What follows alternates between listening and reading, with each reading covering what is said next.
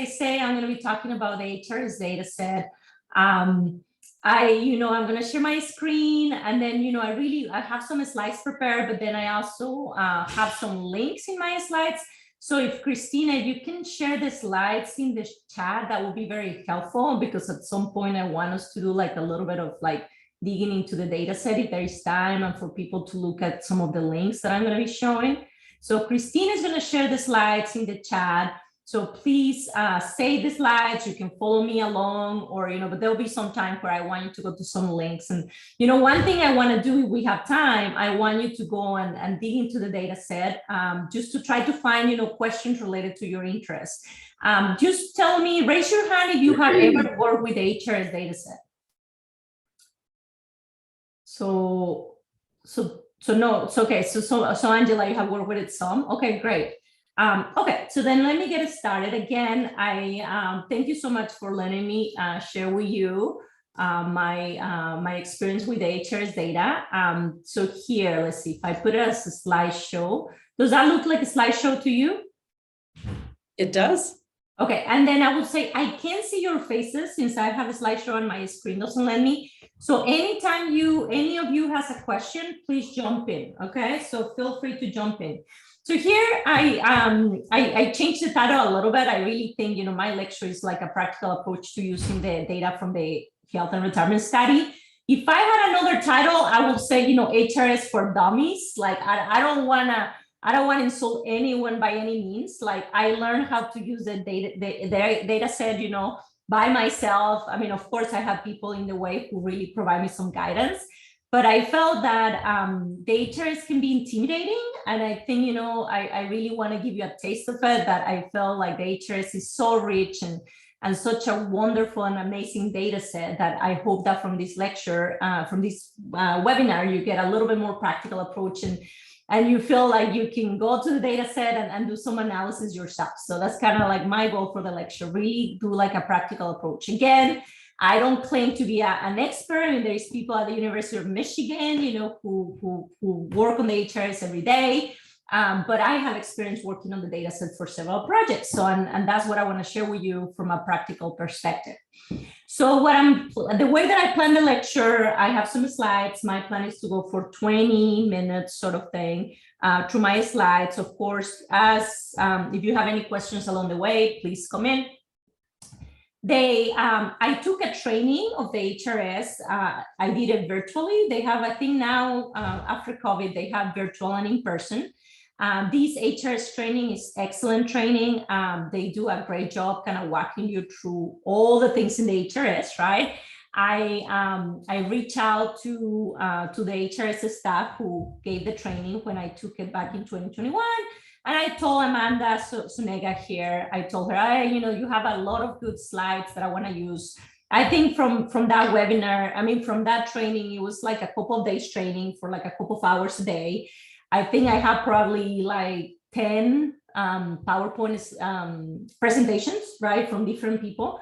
And I just picked a couple of things that I thought would be useful. And then I created some slides based on my experience, right? But I will say, if working with HRS is something that you were really thinking about, the next training is in June 5th. Registration is not open yet, but you can check out the website. And I will strongly recommend you that training. It was a great experience for me. So just a quick overview on the HRS. I mean, some of you might already know these, right? But this data set, again, is an amazing data set. I love it because it has so much. And it was created in 1990 by an act of the Congress to provide data for the study of health and retirement, right? And it is actually the first longitudinal study of older people, right? And what is amazing about this data set is that it includes a lot of health information, but then also a lot of economic data, right? Which is what I'm interested in as an economist, right? I'm a health economist who is very interested on the link between economic well-being and health outcomes, right? And it does, so what we see in this data set is that they have around 20,000 respondents, or where, some people, because there are several, so they collect the data every 2 years since 1992. Of course, some people who join the data set, right, at some point leave the data set, right, as they pass away, right, or as they leave the survey, right? Overall, they have interviewed around 43,000 people, right? But what is very neat about this data set is that it is longitudinal, right? So you can look at individuals over time, right? So again, I'm just giving you like a sneak peek of the things that I think were relevant. I mean, these slides come from the training. What is really good about this data set is that you have data organized very well. So you can get data at the respondent level, but then also at the household level. And pretty much, you know, in the data set, you are able to recognize what is respondent level data or household level data.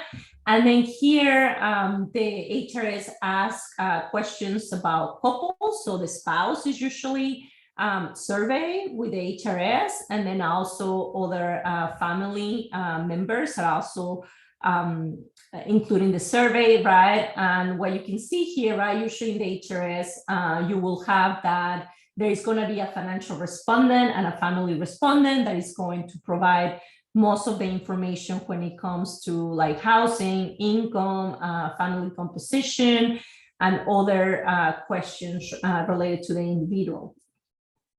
So just to give you a little bit, again, just a content overview of like what is in this data set, right? So there is what we call the core survey, and this core survey takes place every 2 years. What that means for the core survey is that questions for the core survey are the same, right? So which means you can follow, you know, that behavior over time. 1.5 to 3 hour interview, right? And the sample size usually for the core survey goes between 18,000 to 23,000, right? Which is a great number, right? And then also they have the experimental models, right? Which are a small, 3-minute survey, right, that they do in various topics. And they do it, right, with the purpose to explore different new trends or different things. And usually they do it with a sample of around 1,500. More towards the end, I can share with you a little bit about my experience with experimental model. We have an experimental model in the last wave with Dr. Ron Hayes, who is a director of the analysis score of RICMA. And we will see that, so I'll share more about that, but it's really, you know, the questions that they don't ask them every year, right? But they want to learn more about the individuals as different topics arise, right? And I can share a little more.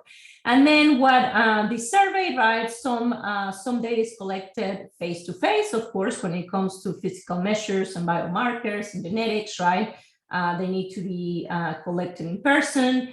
And they also have other off-year topics that they collect. Again, you know, lots of data, amazing data set because they just have so much, right? And here, what the HRS does too is that there is a linkage to administrative data that tends to be restricted, right? But you can have access, for example, data from the Social Security Administration, right? That can connect your the survey to that data.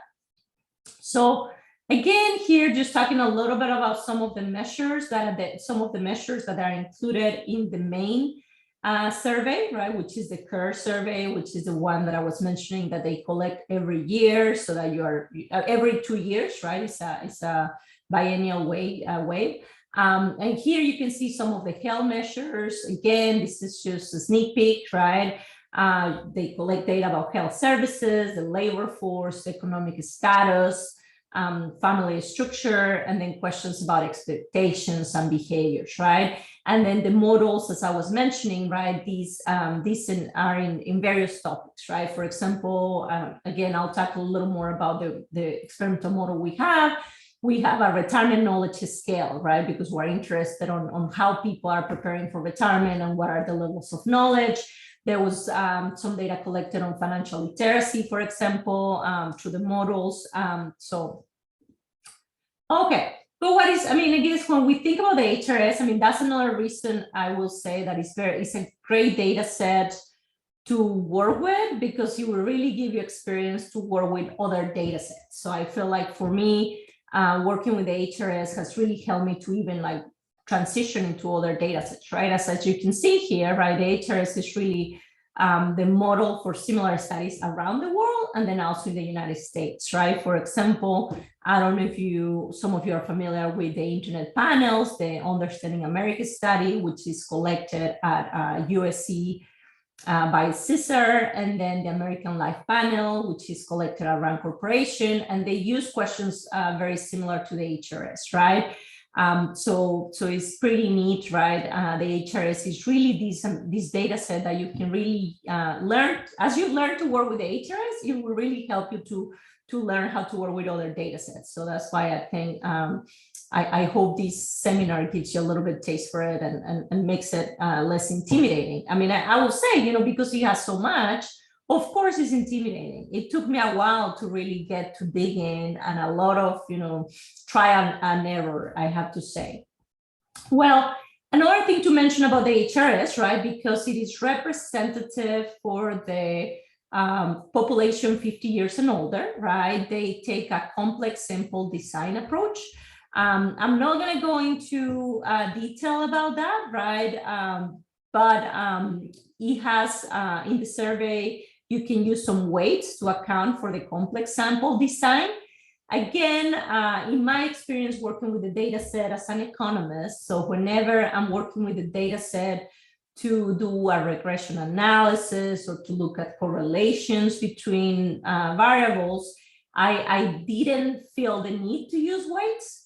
Usually, when we want to use the data set to describe the US population, like suppose that we really want to capture and tell people this is what the data set is telling us about bank account ownership in the United States, for example, right? Or self-reported health, then that's usually when you want to use weights, right? When your goal is to provide a description of the US population, right, in your analysis. But when you are using the data set to look at regressions or to look at the impact of one variable in another variable, for most cases, I have not worked with the weights. But again, if you need more guidance on that, I'm sure I can. And it's not that difficult to work with weights. Again, it's such a good, clean data set that you can work with weights that is relatively easy to incorporate. So happy to go into more detail if there is more interest in the future.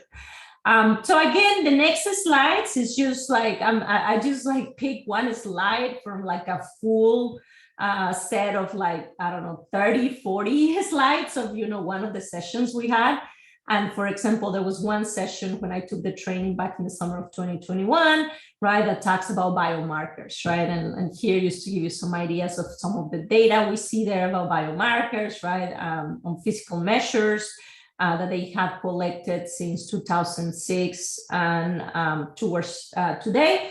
Their last wave, so we had a 2020 wave. Of course, with COVID, that 2020 wave got a little delayed. Like so the 2020 wave was collected between 2020 and 2021, right? So that's the last data set we have, right? And it has been collected, remember, every 2 years, right? So here, for example, the next one, again, is one slide. Oh, someone has a question or a comment? No? Okay. So the other slide, again, we had a session on cognition, right? And kind of trying to go to some of the data on cognition that is collected, right? So here you can see some of the measures used for cognition. Some of you might be familiar with these measures that you use for your own research, right? But again, there is a whole, workshop that I attended for that. And then here more, more on the health measures that the HRS collects on the CARE survey. So these are measures that are collected over time, right? So again, this is pretty neat because you can look at the individual self-reported health over time, right? You can look at overall health changes, right? And then you can look at health behaviors and see, the relationship with other factors. Then just to give you another, just to see how the data set is structured, right? So there is what we call the public data set, right? So which is what you can download from the website. To download the data from the website, even if it is public, you have to register. So and that was for those who are currently a scientist in the program, right? I sent an email on Friday and say, well, if you have time before the lecture, before the seminar, it will be helpful if you go to the website and just download, get access to the data, right? And then there's what they call the sensitive data sets, right? So which they will require, they say access granted in about 24 hours. So you have to ask for a special permission to use it. And then there's what the restricted data set. I have experience working with the restricted data set, especially with the geographic data. So for example, in the geographic data, you can get access to the census tracts where the individuals reside, right? Of course, right, that's sensitive information, right? And to get access to it, you need to do an application.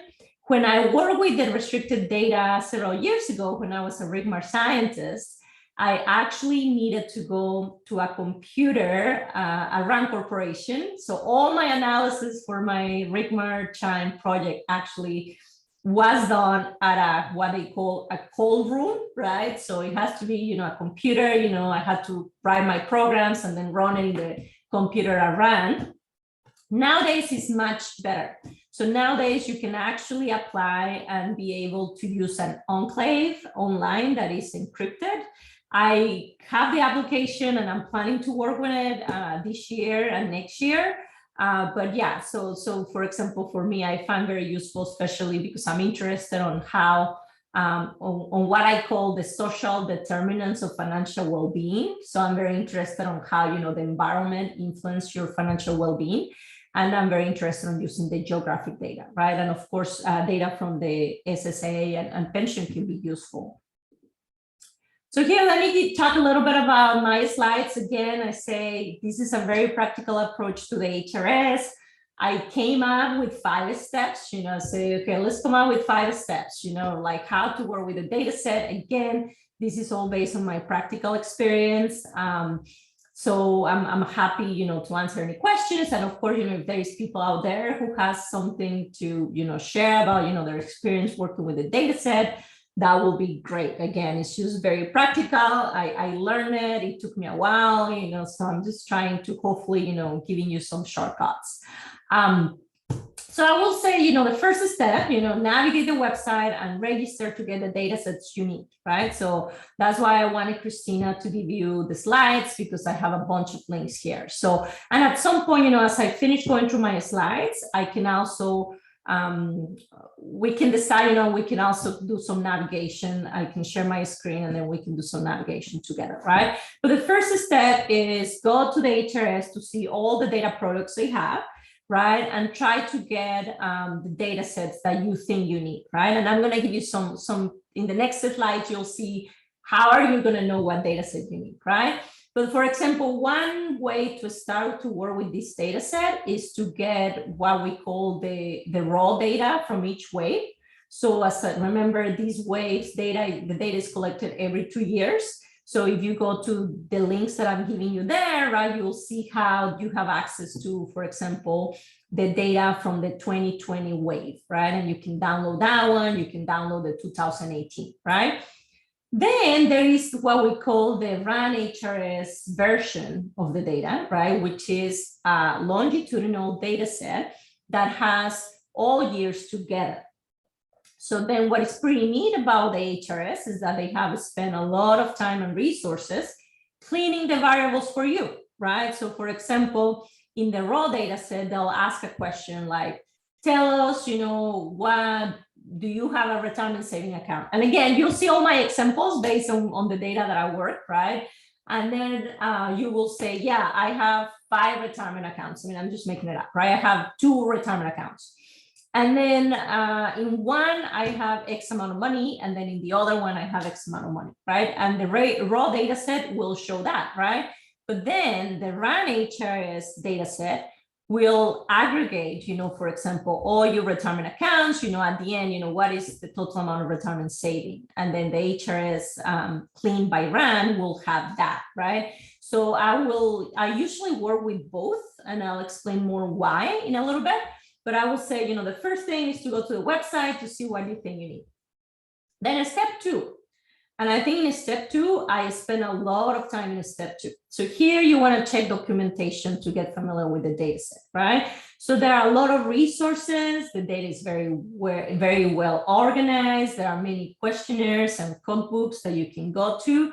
So for example, I'm giving you the code book for the 2020 wave that is on the website. Again, if there is time, we can do some of the examples that I have there.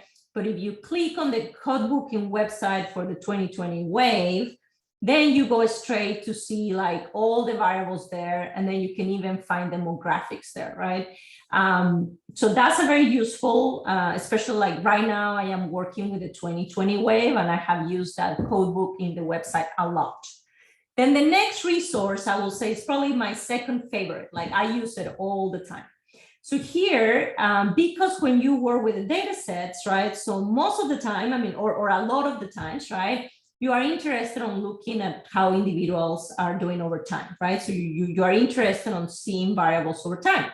So what is very important is to go to the question concordance to see, you know, if suppose there is a question, for example, I'm going to give an example of a question that I will spend some time there as like a practical time.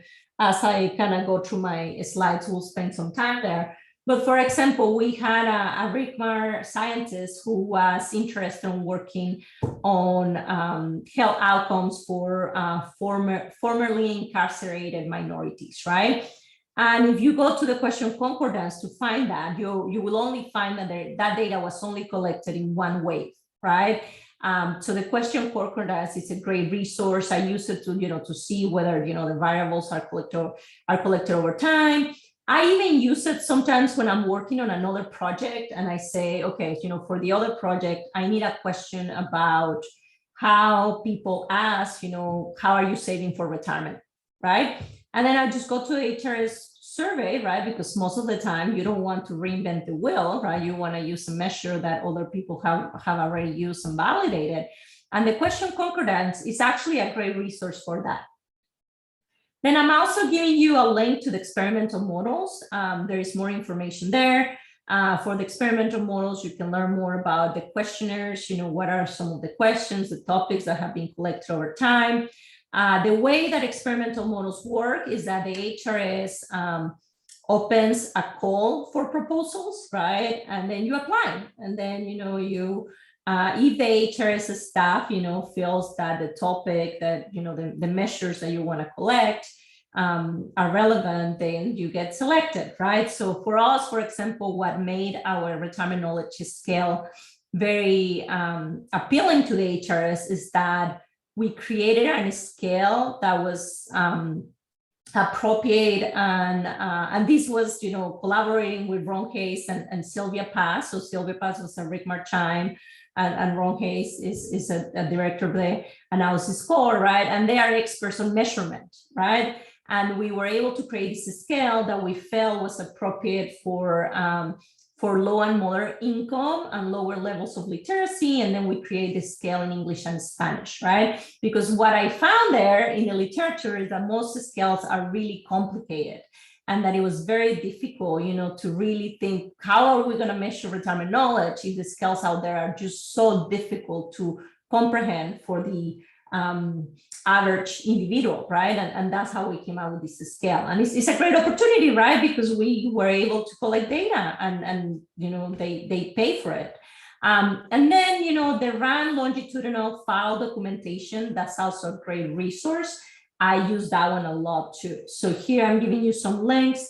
I usually go through the PDF document that I'm showing you the link there.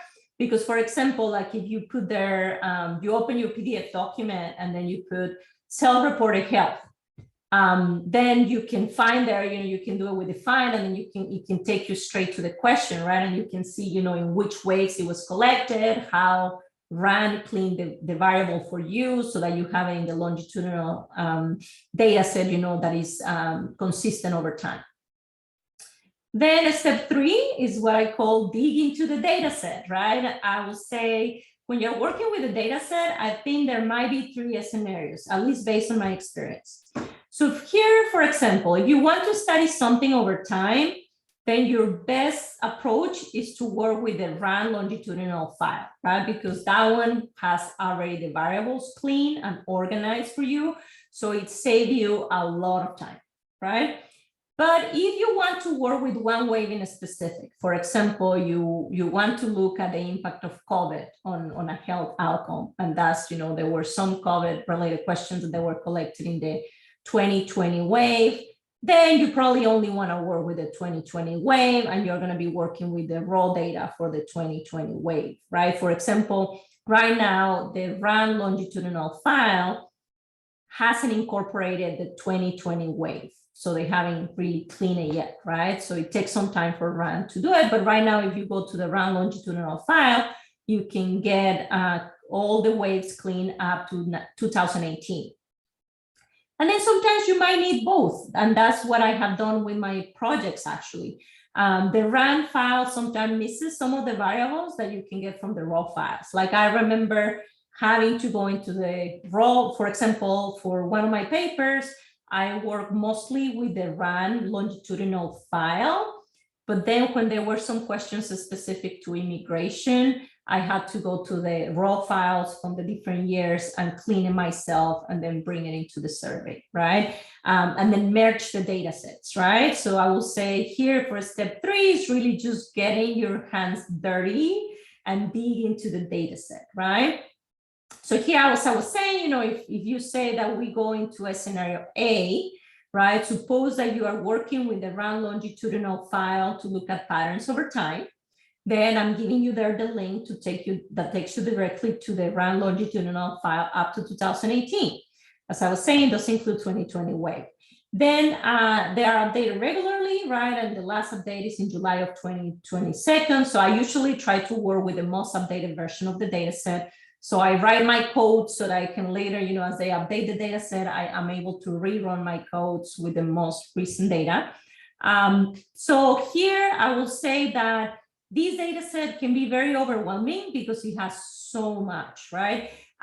Here in this data set, the reason why this data set feels overwhelming at first is that because they clean all variables over time, they have like your columns are going to be, for example, like if I'm asking the individual self-reported health outcomes, when you download the data first, each column will have, for example, the self-reported health in 2001, the self-reported health, let's say in 2016, 2018, 2020, those will be columns in the data set, right? And you can use it as a longitudinal, right? So there is actually a data code to clean the data set and organize it as a longitudinal panel. I can share the file with you and I can reach out to someone around, and I don't know, Gary, at some point, if you want to jump in here. That is data code is a little weird. Like I was like, the RAN researchers have shared with me and I use it all the time. So it's a data code that help you to convert your variables that they are, as I was saying, organized by columns to get them into a longitudinal file so that you can have, each individual self-reported health outcome as a row, right, over time. This is data code. They are willing to share with you, but they don't put it on the website. And they are like, and we're sharing it with you, but it's informal. Like but I mean, it's super useful. So if at some point you need some guidance with that, I'm happy to share some of these data codes. And Carol, there is also the UCLA DOMSTAT support, right? That they can help us with some of these data. And I know that when I took the training for the summer, Carol, May was there. May Lang, remember? Yeah. May is not with us anymore, but we do have a new data center in GIM. Oh, okay. The point of entry, the director of the data center is Yusuke Sugawa, one of our faculty. And so we do have expertise in the data center with HRS data to help people. Yeah, I mean, I feel like, I'm happy to help too, but there is also, support through the Rick Marchine, right, Carol? Yeah, and we have a relationship with DOMSTAT, and the data center is in DOMSTAT, so David Elishoff also can help with accessing it. Yeah, you know, when I took the training, Maylan was taking it at the same time. And then she told me at that time, I don't know if she's still there, but she told me that she works for DOM STAT, and then that, you know, if, you know, at some point she also supports. But you are right, she used to be with the Rigmar time, right? Yeah, she was like, one of our programmers. Yeah, so anyway, so again, if you want to work with these, I'm happy to provide some further guidance in the future. So here, yeah, I was saying, you know, for example, here, I'm giving you an example from the PDF file. So this is a measure of self-report health, right? And is the page 236.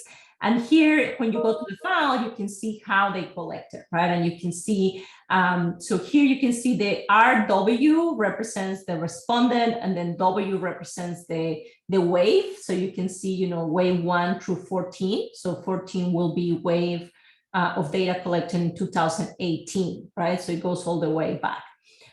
So again, this is just to give you a test of how it looks. That will be the label that they will use in the data set. And as you remember, I mentioned that this data set collects data for the spouse too. So you can see here how you're going to have self-reported health for the respondent, but then also for the spouse. Does anyone have a question or something here? Okay, I'll move on. So again, I'm about, you know, to wrap up quickly, and then we can have like more interaction. To here, I'm just giving you an example. I work with this data, but you know, the data from the HRS you can work with. You can download it as a SAS file. You can download it, I think, as SPSS. I think you can also download it as Excel. But here, for example, in my data, you know, when I'm just showing you how the variables look here, right? So here it's going to be my, as I downloaded from this data, you can see here the self-reported health, right? So here the self-reported health. So this is the RAN file that is going to have all data for all waves between 1992 and 2018, right?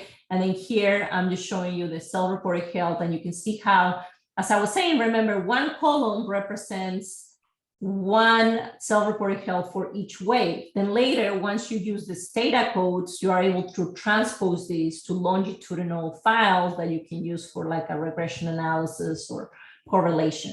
Okay, so for the option 3B, this is what I was saying when you want to work with the raw data sets, so you don't need to work with the RAN. So for example, like if you want to work with the most recent data, suppose you're very interested in looking at trends on dementia right now, right? So you want to look at the last wave, right? So RAN hasn't cleaned it yet. So you probably want to go to the 2020, right? Or as I was saying, sometimes there are some immigration related variables, at least in my case, that I couldn't find them clean in the RAN data set, and I had to go to each wave. And then also the experimental models, right? Those are not included in the HRS clean data because experimental models are not collected over time, right? They are collected just as experimental models once when people apply for it.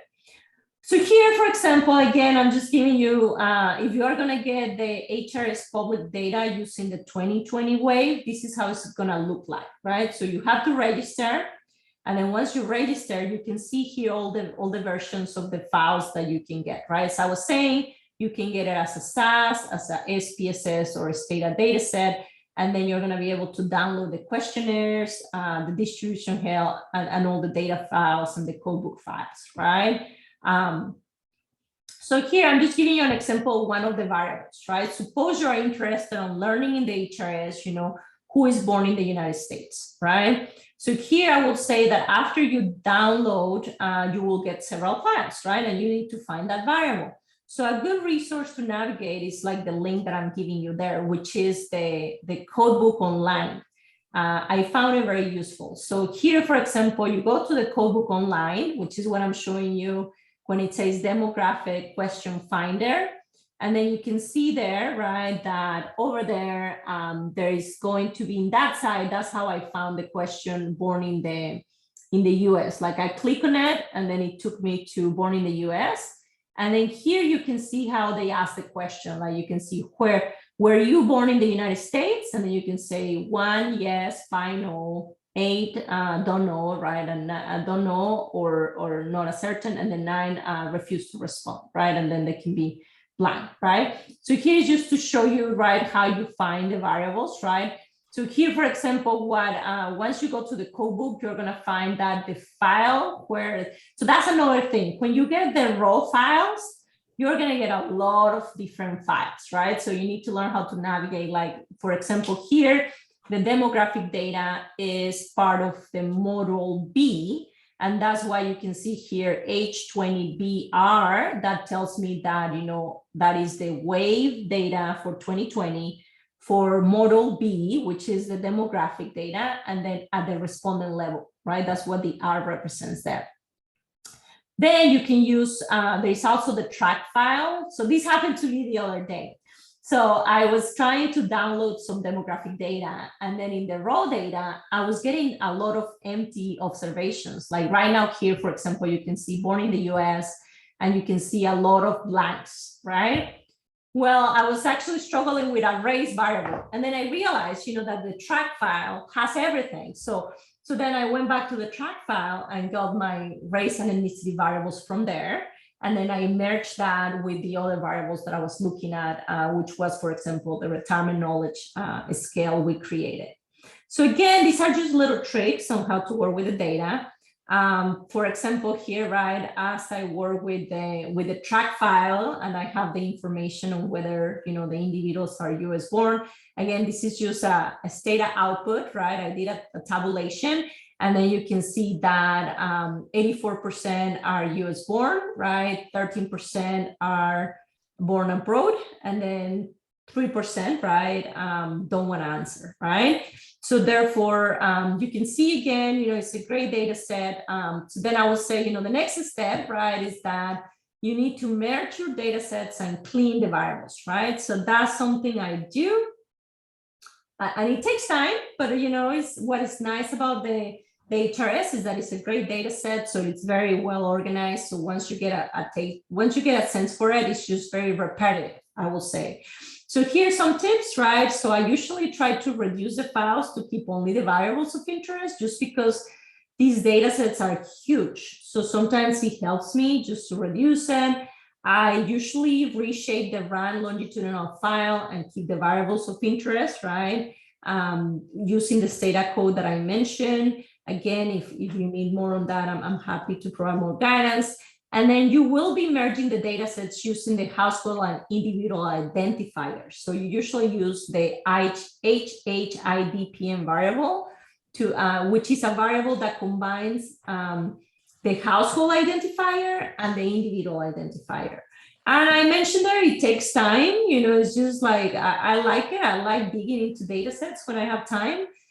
But it does take time, but at the end of the day, right, you can come up, right, to the next step, which is once you merge the data sets that you need, you clean your variables, then you're ready to analyze the data and put together your tables of figures for your manuscript, right? So here, I usually, take my time. I try to be organized, the way I merge my files, the way I clean my variables. I try to, make notes in my code so that I know what I'm doing, and especially, if I want to go back later. And then, once you have that, you can export your tables and make them look good for your manuscript, right? So here, for example, I'm sharing with you a clean table using the retirement knowledge scale, right? That for a manuscript that we're working on right now. And here pretty much, we went back to the HRS data set, look, clean our variables, right? And created this scale, right? And then let's see, do I have, for example, one thing we're interested on is to look at gender differences, right? On retirement knowledge. As if you are familiar with it, right, women tend to lag behind in comparison to men, right? So it's important to look at, are these differences statistically significant, right? But overall, right, I think this kind of wrap up my formal, so which is good. It gives us like 10 more minutes to kind of wrap up. So the way that I prepare these is that we can give you some time to go into the HRS and see if you can find some things related to your interest. I can give you some time to work as groups.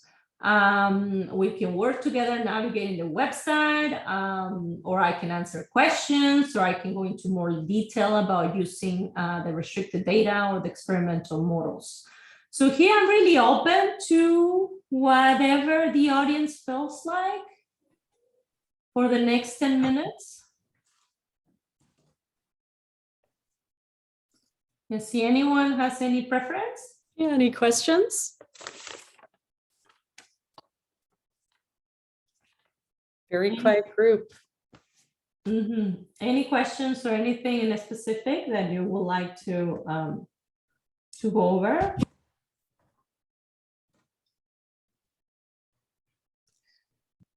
Luisa, what's the time investment here? If you had to calculate what it takes just to get up and running to do your first study, what was the you're the economist. What was the cost? That is a great question. So it is how do I put it? It is non-trivial. I mean, it is an important cost, I would say. It does take a little bit of time to get used to it. I will say, yeah, no, I mean, I don't know if I have an estimate, but for example, one thing that nowadays is much better and saves me a lot of time is that if I want to work with the restricted data, I can work on the enclave remotely. Back in 2013-14, when I did my Rigmartime, I had to drive to run every time I wanted to do an analysis, right? So that took me so much time, right? So especially for restricted data, now we have the advantage that we can do remote. So the fixed cost, right, is much lower, right? So now you don't, I mean, the cost of doing an analysis for the restricted data has diminished, the barriers have diminished significantly, right? I will say that it takes time, but like, for example, if you get to work with it and then get to work with the statistics center that I was mentioning, that scientists have access through Rigmartime, that really reduces the cost, right? If you get to communicate with people like me that will, help you, use this data code that will help you to transpose. But I would say the cost is high, but the reward is high too. Like, I feel like a lot of my publications, I was able to place them well because I was able to answer an interesting question with the data set. So that's the cost if you already know STATA, SPS, or SAS. Yes. What happens if you don't know that? Okay, if you don't, I think you can still work with the data set, right? You can still begin using, for example, the survey, the questionnaires, the concordance, right? As a scientist, right? And you say, suppose you have very interesting questions about the impact of COVID on support networks, right? And how that affected, right? I think that even if you don't have the skills to work with this data and do all the analysis yourself, you can actually go, for example, to the concordance and to the surveys and the questionnaires and come up with a very interesting research question and come up even with a grant proposal, right? And get funding to develop that work. And then you even get, in your grant proposal, you ask for funding for a statistician support. And then you can really come up with, a very interesting research project. Yeah. Got it. So I will say, don't get discouraged. So that will be, I hope this session that went through the nuts and bolts, my intention was really to show you that it's a data set that can be very intimidating because they have so much, but there are ways to get to work with it. And it is, they have such a neat data set that it can really help you answer important research questions that I, don't feel discouraged. And I'm glad you asked that, because the thing, you can even like write a grant proposal and get support for a statistician, which, for some of my projects, that's what we have been doing, because, UCLA, the stat center is great. So you can't do everything, right? So I can say that I have done it myself too. Like a lot of my analysis, I also delegate sometimes. Yeah. Yeah, and I would like to emphasize that, especially for some of our, physician scientists in the group. We have somebody who's a thoracic surgeon and, has a very demanding job. And, a lot of times if you have a basic understanding of what's in the HRS and, you have a sense of what you need, then you go look around for pilot funds or a grant and, hire a programmer who really knows how to work with the data. I mean, I think this is a little bit, academic clinician scientists have to wear like a lot of hats simultaneously. So it is important to, not be spending hundreds of hours learning how to do your own programming necessarily, but rather, being part of a multidisciplinary team ultimately, where there are people on your team who, have that expertise. But you have to know what's there, and you have to know a lot about the sampling frame, I would say, to be able to use the data in a useful way. So it isn't like it's just a get out of jail pass, but I think by working with programmers who have the expertise, you certainly can make it more efficient. Yeah, and I hope, that's why I wanted to give you a practical approach, right? So that you can see what is there, you can see how it's organized. That doesn't mean you have to do it yourself. Thankfully you can work with a multidisciplinary team. Yeah, so I hope, my intention for the lecture was just to give you like a vision of, how is it organized, how to look for things. So yeah, any other questions or comments from? Yeah, thank you, Dr. Blanco. This is Hafifa. I really enjoyed your presentation. I love the approach. Whenever you said intimidating, that really described my feelings around approaching really huge data sets. And I feel like I'm over my head. But and I felt like that all the time. I have to tell you, so that's normal. That I felt like that when I started working with it. It was like very intimidating. Yeah. Yeah. So I'm starting with the California Health Interview Survey, like just getting to know that a little bit. But I'm very interested in the health and retirement study. I'm preparing, putting together my K grant award. So I do have a couple questions if we still have.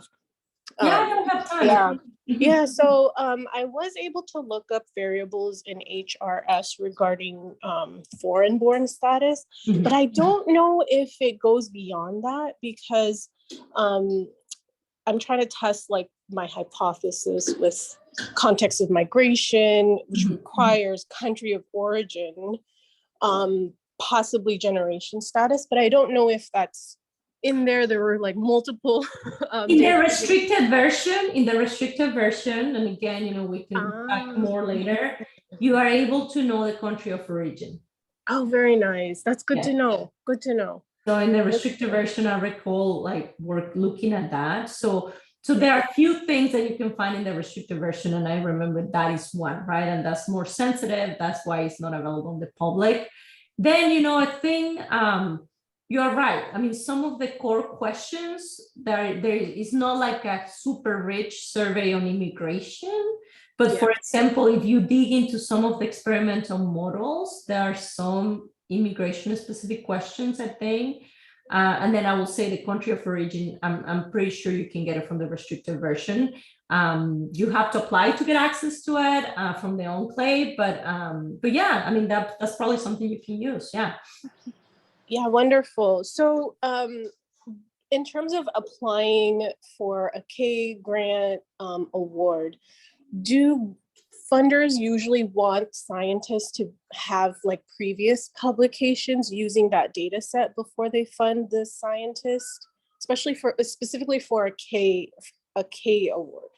I don't think so. I mean, I would let Carol and Gary to mention more. But from my experience, when I built the RigMar time, I have never worked with the HRS data before. I think what they care mostly is that you have sort of like, especially for the K award, where it's sort of like an award where they're expecting you to get mentorship, right? That you are connected with the right people to work with the data set. And that, you have this interdisciplinary team that can help you carry through that. But no, I mean, at least I don't think it is for my, yeah. So I don't know, Carol, if you want to add something there. No, I would agree with your answer. I think that's right. That's good to know. Thank you so much. Very helpful. Yeah, and I would say in your case, go to the concordance search tab and start like putting things there specific to immigration and see what it comes up. And then also go to the experimental models to kind of go through the different topics and see what it comes up. And then definitely the restricted version data has the country of origin. Yeah. Yeah, thank you for telling us about the concordance. I didn't know about that before. So that's very No, that's a great tool. I recommend it. So I will say one more question and then we wrap up if anyone has any other question or comments. And I'll try to answer pretty quickly, but if there is no questions, then we can move on into the next thing. All right.